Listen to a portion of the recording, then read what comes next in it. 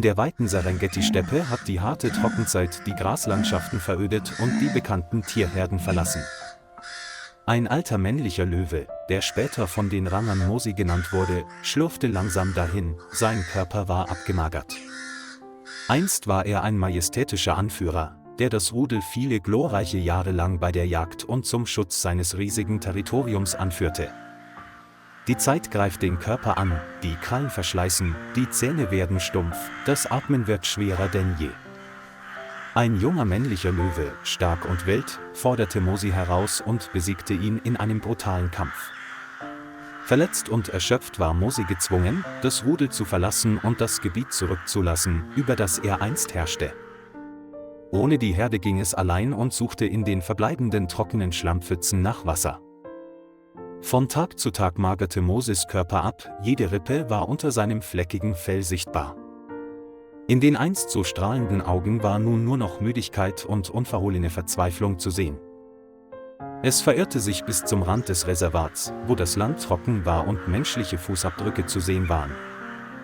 Moses Gestalt stand allein in der Serengeti, ein Schatten seiner eigenen glorreichen Vergangenheit.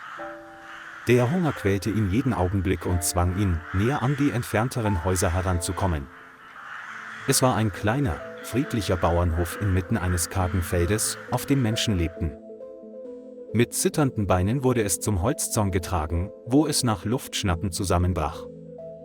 In diesem Moment kreuzte sich Moses Schicksal mit dem der einen Person, die er nie berühren wollte. Farmbesitzer Josef Mwangi ging hinaus, um nachzusehen, nachdem er in der Nähe eines Holzzauns ein seltsames Geräusch gehört hatte. Vor ihm lag ein magerer alter Löwe, der nach Luft schnappte und dessen trübe Augen leblos starrten. Josef erschrak, schnappte sich schnell einen großen Stock, schrie laut und schlug heftig auf den Boden, um es zu verjagen. Doch Mosi bewegte sich kaum, versuchte nur schwach den Kopf zu heben und fiel dann wieder zu Boden. Die Angst in Josef wich allmählich dem Mitgefühl, als er erkannte, wie schwach sie war. Er seufzte und folgte mit den Augen dem dünnen Körper, da er wusste, dass dieser nicht mehr die Kraft zum Angriff hatte.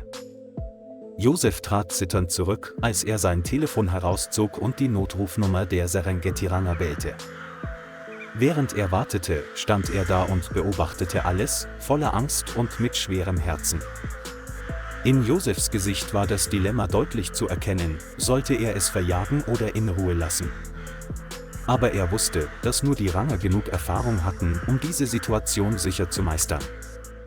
Eine halbe Stunde später hielt das Auto eines Rangers vor der Farm, was Josef erleichtert aufatmen ließ. 2 Ranger traten zurück, angeführt von David Kato, einem Mann, der für seine Geduld und Erfahrung bekannt war. Sie näherten sich dem Zaun und beobachteten aufmerksam den alten Löwen, der regungslos dalag. Josef trat vor und schilderte die Situation. Seine Stimme zitterte, doch seine Augen strahlten flehende Hoffnung aus. David legte ihm die Hand auf die Schulter und versicherte ihm, dass sie einen Weg finden würden, den Löwen zu retten. Als David Mosi ansah, war sein Blick nicht von Angst erfüllt, sondern von tiefem Mitgefühl. Er nickte leicht und signalisierte seinen Teamkollegen, alles Nötige für den Anflug vorzubereiten. David kniete auf einem Knie und hielt eine rote Plastiktüte mit duftendem Frischfleisch in der Hand. Mosi rührte sich leicht und seine trüben Augen leuchteten auf, als er den Geruch von Fleisch im Wind wahrnahm. Die Luft ringsum war so angespannt wie eine Bogensehne, alle hielten den Atem an und beobachteten jede seiner Bewegungen. David brachte den Fleischsack langsam nach vorne, ohne den Löwen aus den ruhigen Augen zu lassen. Mosi zitterte und hob den Kopf, dann ging er langsam auf den Geruch zu, der ihn an seine Jagdvergangenheit erinnerte. Seine dünnen Füße drückten sich in den trockenen Boden, jeder Schritt schien seine gesamte verbleibende Kraft zu verbrauchen. David flüsterte leise mit warmer Stimme und hoffte, die vage Panik in seinen Augen zu lindern. Als Mosi näher kam, legte er das Stück Fleisch vorsichtig direkt neben sein Maul. Es nahm es in den Mund und kaute langsam, seine Augen waren noch immer wachsam, aber nicht mehr wild. Die Ranger nutzten die Zeit, in der das Tier fraß, und rückten den Eisenkäfig näher an die Stelle, an der es stand. David war geduldig und bewegte sich langsam, um den Löwen nicht zu erschrecken. Erneut trat er vorsichtig zurück und legte ein weiteres Stück Fleisch in den offenen Eisenkäfig. Mose schaute, zögerte dann ein paar Sekunden und stapfte schließlich in den Sicherheitskäfig. Sobald es das Stück Fleisch berührte, schloss sich die Käfigtür sanft hinter ihm. Josef wurde Zeuge der Szene, sein Herz klopfte, er war erleichtert und traurig zugleich. David wandte sich Josef zu und nickte beruhigend. Seine Stimme war fest, dass er in Sicherheit war. Das Spezialfahrzeug mit Mose verließ die Farm und ließ Josefs gequälten Blick zurück. Im Auto saß David daneben und beobachtete schweigend den Löwen, als er vor Erschöpfung einschlief. Nach der Ankunft im Serengeti Conservation Center wurde Mose schnell von Tierärzten untersucht. Sie fanden seinen Körper schwer erschöpft vor, seine Muskeln waren verkümmert, sein Herz war schwach und seine Atmung schwer. Es gab keine tödlichen Wunden, aber Alter und Unterernährung hatten die verbleibende Lebenskraft aufgezehrt. Der behandelnde Arzt seufzte und sagte David, dass seine Heilungschancen äußerst gering seien. David nickte stumm, seine Augen waren schwer, aber das Ergebnis überraschte ihn nicht. Sie beschlossen, es in einen halbwilden Käfig zu setzen, um es dort für den Rest seines Lebens zu pflegen. Es wurde eine spezielle Diät zubereitet, in der Hoffnung, dass es wieder fressen kann. Auch Josef kam zu Besuch, stand schweigend da und schaute durch den Zaun, sein Herz war von Mitgefühl erfüllt. Die Ranger standen abwechselnd daneben und beobachteten jeden mühsamen Atemzug. Trotz der aufmerksamen Pflege blickten Moses Augen immer noch in die Ferne, voller Nostalgie.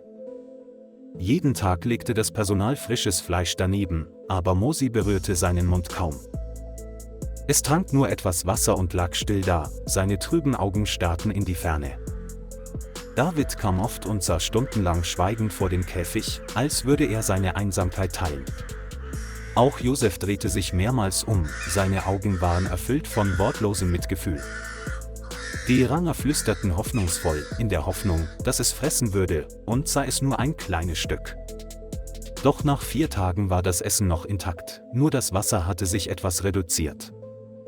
Moses Körper wurde immer dünner, sein Atem immer schwächer, wie eine Lampe, die im Begriff ist, auszugehen.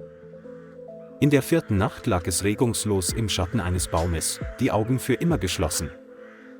David kam, um nachzusehen, und senkte schweigend den Kopf, als er erfuhr, dass Mose diese Welt verlassen hatte. Die schlechte Nachricht verbreitete sich im gesamten Naturschutzlager und ließ alle schweigend den Kopf senken, um der Erinnerung zu gedenken. Am nächsten Morgen brachten David und seine Kollegen Moses Leiche in die weiten Ebenen der Serengeti.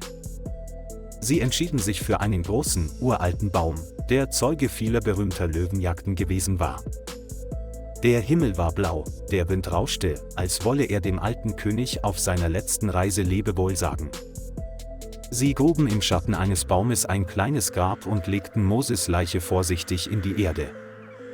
Das sanfte Nachmittagssonnenlicht breitete sich über dem silbrigen Fell der Jahre und des Leidens aus. David legte etwas grünes Gras auf das Grab, seine Augen waren von erstickender Trauer erfüllt. Josef stand mit roten Augen neben ihr und nickte leicht in emotionalem Schweigen. Niemand sagte ein Wort, sondern ließ die Serengeti-Winde ein heiliges Abschiedslied singen. Die Natur nahm Mose an und brachte ihn in das Land zurück, zu dem er einst gehörte. Und dort fand der alte König der Serengeti inmitten der ewigen Graslandschaften ewigen Frieden.